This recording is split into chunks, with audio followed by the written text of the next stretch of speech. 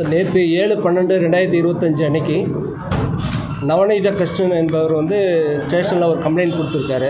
அவர் கோவை கோயம்புத்தூர் வடவழியை சேர்ந்தவர். சாமி ஐயர் வீதியை சேர்ந்த இதில் நகைப்பற்ற வச்சுருக்காரு. அவருக்கு காலையில் 8 மணிக்கு சரவணன்றவர் பக்கத்து வீட்டுக்காரர் ஒரு ஃபோன் பண்ணியிருக்காரு. அவரோட வீடுலாம் லாக் பண்ணியிருக்கு, முன்னாடி லாக் பண்ணியிருக்கு, உங்கள் கடை உடஞ்சிருக்கு அப்படின்னு சொல்லி அவருக்கு ஃபோனில் தகவல் சொன்னது அடிப்படையில் அவர் பார்த்துருக்காரு. அவரோட நகைப்பற்ற கடை கதவு உடஞ்சி உள்ளுக்குள்ளே இருந்த நகைகள் சுமார் 1 கிலோ 15 கிராம் காணாமல் போயிருக்குன்னு சொல்லி நம்மகிட்ட ஸ்டேஷனில் B3 ஸ்டேஷனில் கம்ப்ளைண்ட் கொடுத்துருக்காங்க.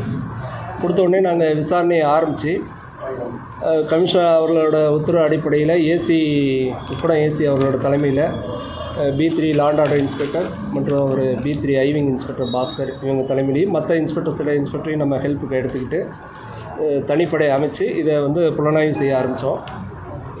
முதல்ல நம்ம அந்த சிசிடிவி அடிப்படையில் பார்க்கும்போது நல்ல குழு கிடைச்சிது. அவரோட உருவம் நல்லா தெளிவாக தெரிஞ்சதுனால அதுக்கப்புறம் மற்ற சோர்ஸுகள் அடிப்படையில் யார் என்னன்னு சொல்லி கண்டுபிடிச்சி அது ஏற்கனவே அவர் பேர் முருகன் சொல்லிட்டு அவர் ஏற்கனவே ஆர்எஸ்புரம் இதில் இதே மாதிரி ஒரு நகை கடையை உடைச்சி ஒரு 1/2 கிலோ தங்க நகை திருடின வழக்கில் ஏற்கனவே தண்டனை அனுபவித்து வெளியே வந்தவர். அவர் இன்னொரு குற்றவாளி சின்னதுரன் சொல்லி அவர் தூத்துக்குடி காவல் நிலையத்தில் ஒரு 3 வழக்குகள் இருக்குது அவருக்கு. ஸோ இந்த மாதிரி 2 பேருமே ஏற்கனவே வழக்குகள் இருக்கக்கூடிய குற்றவாளிகள்.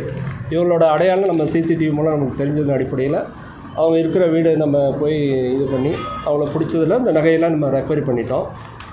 இந்த சம்பவம் எப்படி நடந்துச்சுன்னா சுமார் ஒரு 2:30 மணிக்கு அவங்க அந்த வழியாக போயிட்டு இருக்கும்போது அந்த நகைக்கடை இருக்கிறது 4 வீடுகள் இருக்கக்கூடியது. அதில் 2 பேர் குடித்தனம் இருக்காங்க, 2 நகைப்பற்ற கடை இருக்குது. மொதல் கடையை அட்டன் பண்ணுறாங்க. அது கிரில் ரோடு இருக்கிறதுனால அவங்களால அதை உடைக்க முடியல. அடுத்து இருக்கிற வீடெல்லாம் முன்னாடி கதவை லாக் பண்ணிட்டு வெளியே நம்மளை பிடிச்சிடக்கூடாதுன்றதுக்காக அவங்க லாக் பண்ணிவிட்டு இந்த 4வது கடையாக இந்த கடை இருந்திருக்கு. இந்த கடையை உடைச்சி உள்ளே போய் எடுத்திருக்காங்க. அங்கே அந்த கடையிலையும் சிசிடிவி ஃபுட்டேஜ் தெளிவாக இருந்திருக்கு நம்மளுக்கு. அது அடிப்படையில் யார் என்னன்றதை நம்ம கண்டுபிடிச்சி இதை ரெக்கவரி பண்ணியிருக்கோம். சுமார் 1 கிலோ 15 கிராம் நகையை கம்ப்ளீட்டாக நம்ம ரெக்கவரி பண்ணிட்டோம்.